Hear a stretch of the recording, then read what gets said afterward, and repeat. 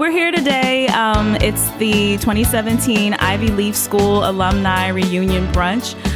This was actually something that Keisha Sanders and I, Karima Abdul Sharif Bushnefa, put together. We would always see each other and say, oh, we got to get together for Ivy Leaf. We have to do something. And so we decided to just go ahead and do it. We chose Relish because it's a Black-owned restaurant. The Ivy Leaf School was Black-owned, and they always encouraged us to support our own and to believe in the excellence of our people. So we have a great turnout today. There are actually 76 people here, and there are a lot more who may just pop in throughout the day. And it's just a blessing to be able to share this time with Mrs. Green, one of the founders, and just honor her for all that she's given us.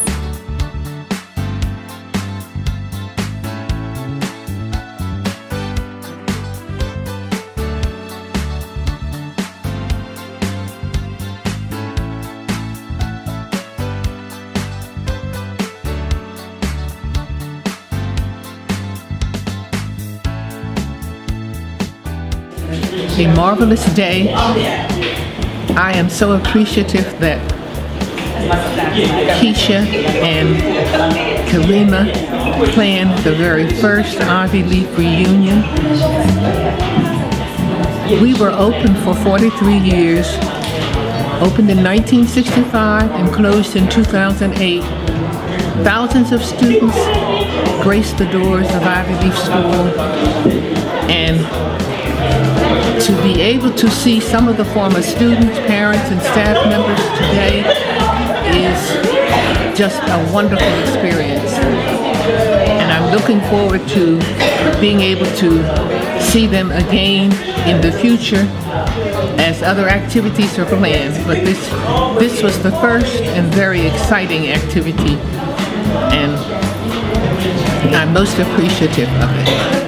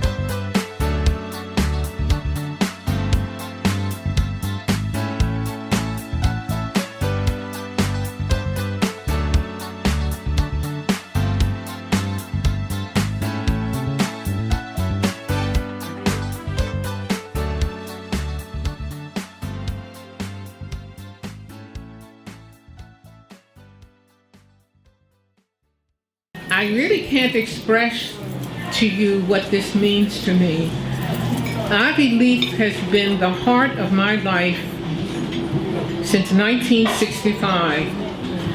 And to see so many former Ivy Leaf students, staff persons, parents, it's just a wonderful experience. I am also going to explain that an organization that my husband belonged to, he's the founder of Educators to Africa. They are establishing a scholarship in his name, and Karima is going to give out some flyers regarding the scholarship. Okay? I'm going to just read a few of my poems to you. When I retired, God just gave me more than 100 poems. And I really had planned to put them in a book and just give them to friends, but I have not done so far. I might do that in the future. but I just wanted to share a few of these poems with you. This first poem was written for a graduating class, that graduated from the Broad Street building. Ivy Leaf, and we put it in song, but because I can't really sing, I'm just going to read it to you. Because if you heard this voice, you would leave your meal and run out of the door and say it wasn't worth staying to hear that voice. So I'm just going to read it to you. Farewell, Ivy Leaf. Ivy Leaf, it's time to go. It's been grand, surely you know. Goodbye to staff and friends so dear. Parting time is drawing near. Ivy Leaf, the green and gold, we're traveling on to heights untold.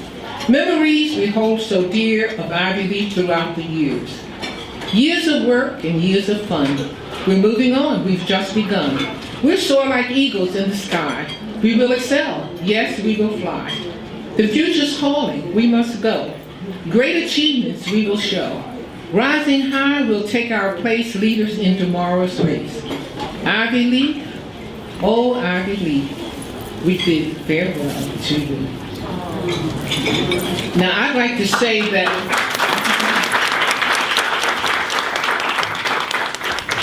I don't want to hold up your meal, so don't clap at each point. I'd like to say that this poem predicted what has actually happened, that as our Ivy Leaf students have left, they have gone on to soar to great heights. And one day, perhaps, many of you will be able to tell what you're doing. I know we don't have time today, but that would be wonderful. I'd like to say also that Ivy Leaf was really God's work. And he told me that one day. And I must stop and tell you this story because Ivy Leaf had been open 15 years. I was very exhausted because I made sure that all the bills were paid and all of the staff was paid. So often I didn't get a pay, and so I was wearing several hats. And one day I was sitting in my office and I said to God, I had never complained, and I said, what is all of this? And he said to me, this is my work. Now I have to tell you this story. Maybe a year later,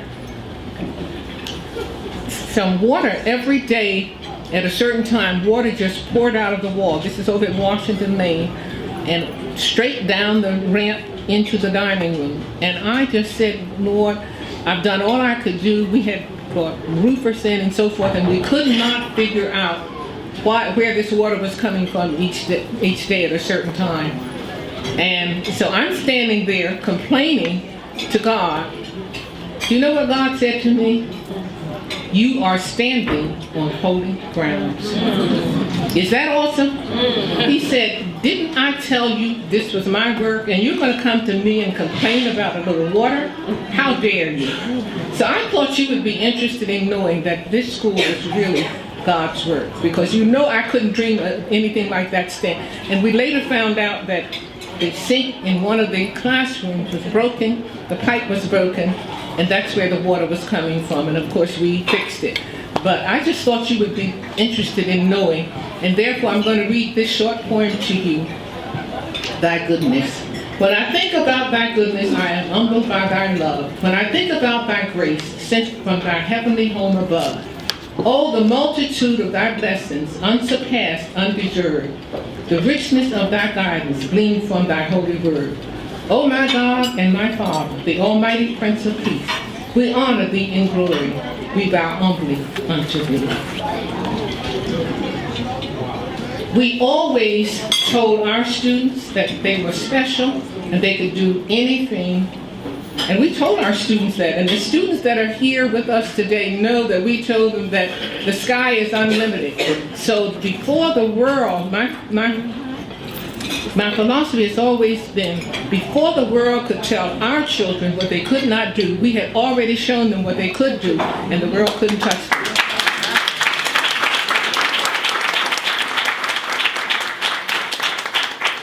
as you know, we had children reading at the age of 4. That was very unusual. Now society has finally caught up with it, and they do have children reading at the age of 4 and 5. But when we were doing it, we were extremely unique. So we knew what we were doing. Okay, this is a poem that says to our students and to each of us here, you can win. Life is a challenge. Life is a race. The good and the bad we face each day. Some are beaten, some give up. You alone can conquer and take the winner's cup. It is all in how you face it, the good and the bad, the joy and the sorrow, be happy or be sad. You choose the path you must trod each day. You must solve problems as they come your way. You can be defeated or you can persevere. Your attitude can bring sorrow or it can bring cheer. Show determination, fight on to the end. Don't let life defeat you. You can win. All right. Okay?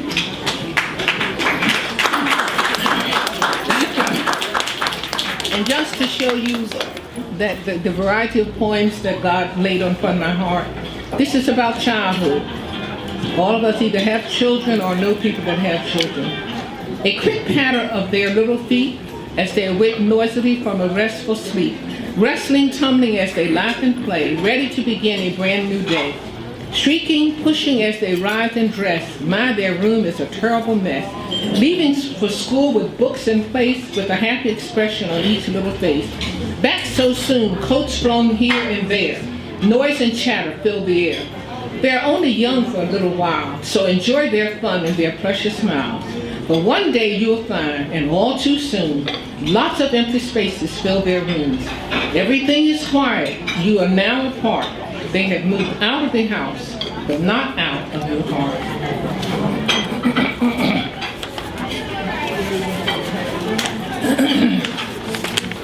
And the last poem I will read is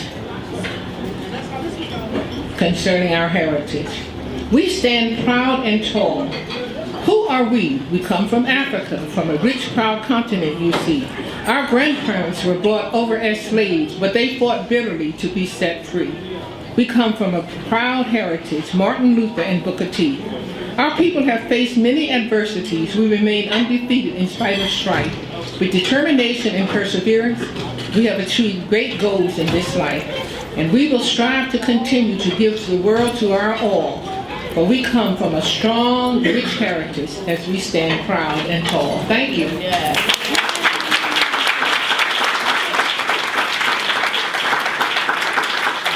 Hey, good morning. Really grateful for this opportunity to get together with so many folks who've had a shared experience.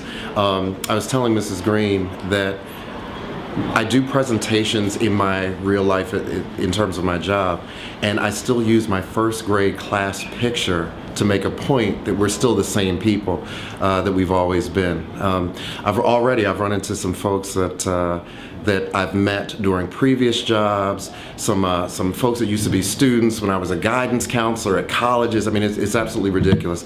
I suspect that this is going to be so much more than what we all imagined this would be today, and I'm really grateful to be here. It's your Ivy League style. You never fail to inspire us, and we're all blessed that we've been doing wonderful things, and you just inspired us to keep going, to keep pushing, and to keep honoring both you and Mr. Green and our ancestors. And we just have a small, we have two tokens of appreciation.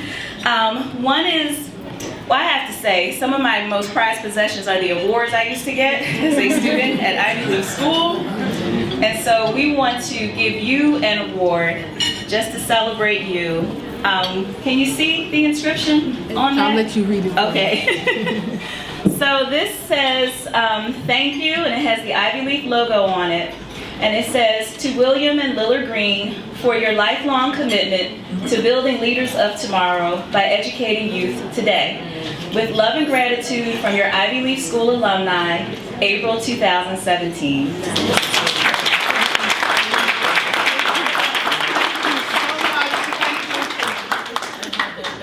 You're more than welcome. I mean I with the love of Ivy Leaf School. So my name is Kia Baker. My maiden name is Lighty. So some of you may know my mother, Mrs. Betty Lighty. So I am the daughter of an Ivy Leaf educator. My mom is doing well, but carried a 174.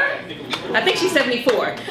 So she's doing well. I am also the sister of an Ivy Leaf alumni. My brother was Luther Lighty. I think he graduated in '85. I graduated in 1988. My 88 people are here.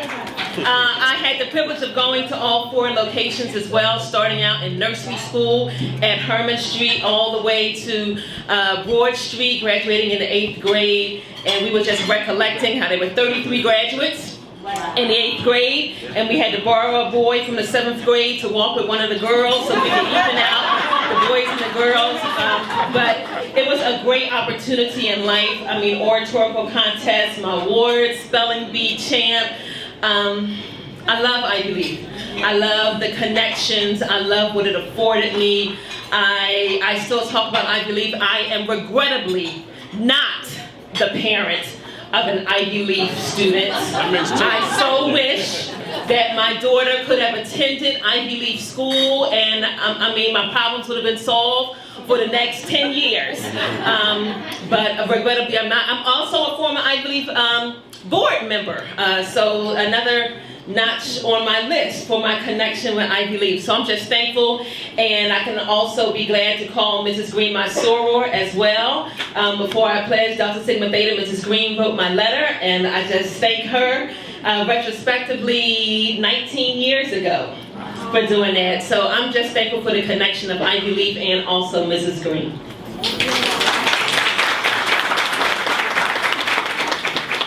My name is Derek Reinhardt. I'm class of 1986, Karima's classmate, Grant and Frank's classmate. This is actually a pretty easy talk because I talk about Ivy Leaf all the time. In my travels where I work, and I do a lot of talks to school kids in the Washington, D.C. area, and they ask me, how did I get where I am? And Ivy Leaf is one of those stepping stones for me. Although I only attended Ivy Leaf for 2 years, I was at Broad Street, 7th and 8th grade. The memories are great. The foundation for me in learning who I was and how to proceed forward has been absolutely monumental. When I'm in meetings now, I work for BMW in Washington, D.C. When I'm in meetings, I look around and I'm the only one there. It's just me. And I'm very thankful for Ivy Leaf and the foundation that it provided. One quick story. Getting ready to graduate from Ivy Leaf in 8th grade, trying to figure out which school I was going to go to. It was between Central and Engineering and Science.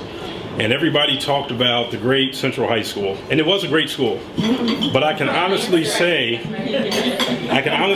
when I got to the 9th grade, it was a repeat of the 8th grade. It was very easy.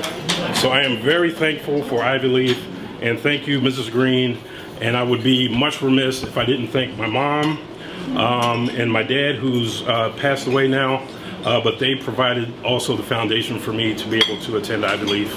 And also, last but not least, Mr. Green, he was a role model for me, and may he rest in peace. Thank you.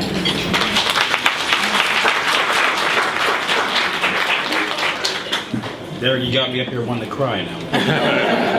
Go ahead, man. For all of you that don't know, my name is Grant Buford III. I'm also class of 1986.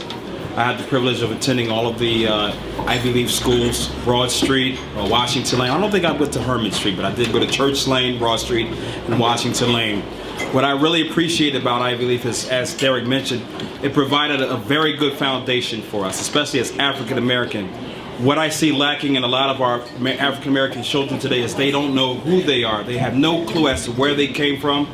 They lack the foundation of understanding that they are great and that they have the potential to really be great.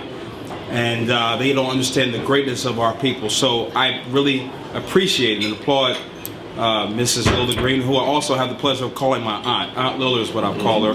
Her and Uncle Bill, he was my Uncle William C. Green. I really appreciate the privilege of being able to go to that school and to be able to learn and to be able to get a good foundation for who I am and what I can be or what I can also become. Now, like Kia mentioned, I didn't have the privilege of of having children to go to Ivy League. I have small children. I have a 4-year-old and a 9-year-old.